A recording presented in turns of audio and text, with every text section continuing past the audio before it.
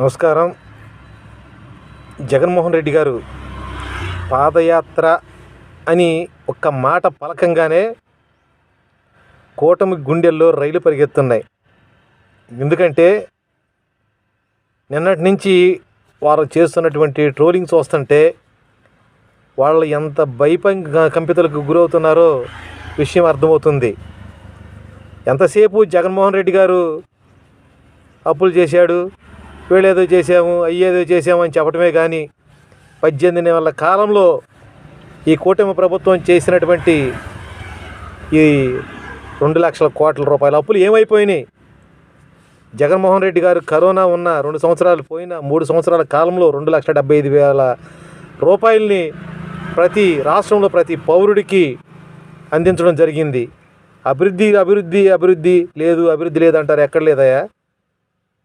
Bhogapuram airport కట్టింది ఎవరో? జగన్మోహన్ రెడ్డి గారు కదా. కిడ్నీ సెంటర్ కట్టింది ఎవరో? జగన్మోహన్ రెడ్డి గారు కదా. పోర్టులు నిర్మాణం చేసింది ఎవరో? జగన్మోహన్ రెడ్డి గారు కదా. 17 మెడికల్ కాలేజీలు ఇస్తే పీపీపీ పద్ధతిలో అమ్ముకోవాలని చూస్తున్న ఈ చంద్రబాబు నాయుడు గారి ప్రభుత్వం అభివృద్ధి చేసిందా రాష్ట్రాన్ని? జగన్ గారు చేశారా? ఇప్పటికైనా ప్రజలు తెలుసుకోవాల్సిన ఆవశ్యకత ఉంది. ఇవాళ ఇసుక మట్టి ఏ రకంగా దోపిడీ అవుతుందో రాష్ట్రంలో ప్రజలందరూ కూడా గమనిస్తున్నారు. మీ ట్రోలింగ్స్ వస్తుంటే జగన్మోహన్ రెడ్డి గారు 2029లో గ్యారంటీగా అధికారంలోకి వస్తాడు. ఈ అవినీతి పరుల గుండెల్లో నిద్రపోతాడు. రాష్ట్రం సుభిక్షితంగా చాలా సంతోషదాయకంగా ఉంటుందని పేద ప్రజలు, రైతులు, కార్మికులు, కర్షకులు ప్రతి ఒక్క వర్గం కూడా ఆనందంగా ఉండాలి అంటే జగన్మోహన్ రెడ్డి గారు మళ్ళీ సీఎంగా రావాల్సిందే. ఆయన వస్తాడు. మీ అందరూ కూడా మీ ట్రోలింగ్స్ వస్తుంటే మీకు భయపడతాం.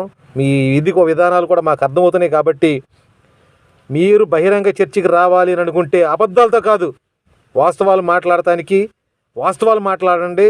ప్రజలు స్వీకరిస్తారు. మీ అబద్ధాలను నమ్మి మనం మోసపోయారు. మీకు చేతనైతే కాపు నేస్తం వేయండి. బీసీ, ఎస్సీ, ఎస్టీ మైనారిటీలకు ఇచ్చినటువంటి ఆర్థిక భరోసా 18,750 రూపాయలు వేయండి. లేకపోతే మీరు ఇచ్చిన హామీ ప్రకారం ప్రతి 18 సంవత్సరాలు నిండిన మహిళకి 1,500 చొప్పున ఇస్తానన్న కానీ ఈ 2 సంవత్సరాల కాలం మీ కలుపుకొని వేయండి. అట్లాగే నిరుద్యోగ భృతి ఇస్తానన్నారు, అది ఇవ్వండి. అంతేగాని జగన్మోహన్ రెడ్డి గారు పాదయాత్ర చేస్తారని కానీ మీరు కింద నుంచి పైకి తడిచిపోవడం ఏంటో మాకేం అర్థం కావట్లేదు. అభివృద్ధి అంటే జగన్ గారు ఏంటో చేసి చూపించాడు. చంద్రబాబు నాయుడు గారు అమరావతి పేరుతో అభివృద్ధి చేస్తానంటున్నాడు. చేయమానండి, చూద్దాం. అది అభివృద్ధి అయ్యిద్దో అవదో అందరికీ తెలుసు.